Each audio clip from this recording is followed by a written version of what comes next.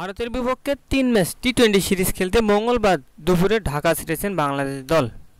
তবে test series খেলতে টি-20 স্কোয়াডে থাকা কয়েকজন ক্রিকেটার আগে থেকে রয়েছে ভারতে। ভারতের বিপক্ষে টেস্ট সিরিজ শেষ হলেও বাংলাদেশের সফর শেষ হয়নি। 7 অক্টোবর থেকে 3 ম্যাচের টি-20 সিরিজে মুখোমুখি হবে দুই দল। ওই ফরম্যাটের দলে না থাকা ক্রিকেটাররা দেশে ফিরবেন, কিন্তু সাকিব আল হাসানের পরবর্তী গন্তব্য কোথায় তা নিয়ে চলছে ক্রীড়া জগতে আলোচনা। শোনা যাচ্ছে যুক্তরাষ্ট্রে সপরিবারে বেড়াতে যেতে পারেন টাইগার এই সাবেক অধিনায়ক। কানপুরে ভারতের বিপক্ষে সিরিজের দ্বিতীয় টেস্টে শুরুর আগে হঠাৎ করেই টি-20 ও টেস্ট থেকে অবসরের ঘোষণা দেন সাকিব।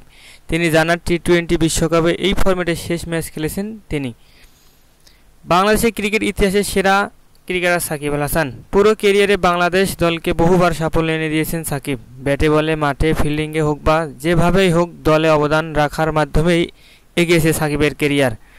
বিশাল রূপকথার গল্প কিংবা কোনো মহাকাব্যের মতোই করেই এগিয়েছে সাকিবের ক্যারিয়ার।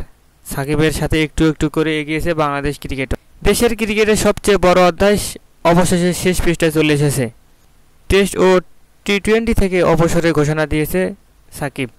ওয়ানডেটাও ছেড়ে দেবেন চ্যাম্পিয়ন ট্রফির পরেই। দক্ষিণ আফ্রিকার সিরিজ দেশে ফিরে খেলতে না পারলে কানপুর টেস্টেই সাকিবের শেষ। ঘরের মাটিতে দক্ষিণ আফ্রিকার বিপক্ষে আসন্ন সিরিজের টেস্ট থেকে অবসরে নিতে চান, তবে এর জন্য নিরাপত্তা নিশ্চিত করা সহ কিছু শর্ত দেন তিনি।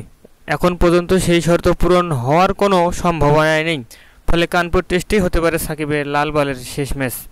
ভারত টেস্ট সিরিজ শেষে আগামী 3 অক্টোবর দেশে ফিরবেন সাদা পোশাকের বাংলাদেশ দলে ক্রিকেটাররা। তবে সাকিবের গন্তব্য ভিন্ন। বিসিবির একটি সূত্রে ঢাকা পোস্টকে নিশ্চিত করে যে সাকিব দলে বহরে দেশে ফিরছেন না।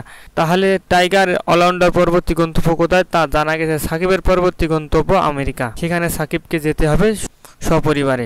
এদিকে দক্ষিণ আফ্রিকা সিরিজে সাকিবের থাকা নিয়ে এখনও কোনো চূড়ান্ত সিদ্ধান্ত আসেনি। প্রধান কোচ চান্ডিকা হাথুরুসিংহে সিংকে তাকে সিরিজটিতে পাওয়ার আশায় রয়েছে।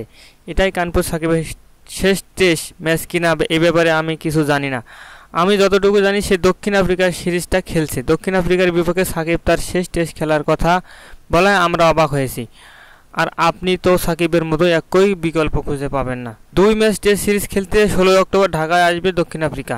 এরপর 21 অক্টোবর মিরপুরে প্রথম টেস্ট এবং 29 অক্টোবর চট্টগ্রামে দ্বিতীয় টেস্টে মুখোমুখি হবে বাংলাদেশ ও দক্ষিণ আফ্রিকা। এই সিরিজে খেললে অবসরে নেওয়ার লক্ষ্য সাকিবের, তাই নিজের নিরাপত্তা ছেড়ে পরিবারের কাছে ফিরে যাওয়ার সুযোগ চেয়েছেন তিনি। তবে নিরাপত্তা বিষয়টি তাদের হাতে নেই বলে জানিয়েছে বিসিবি।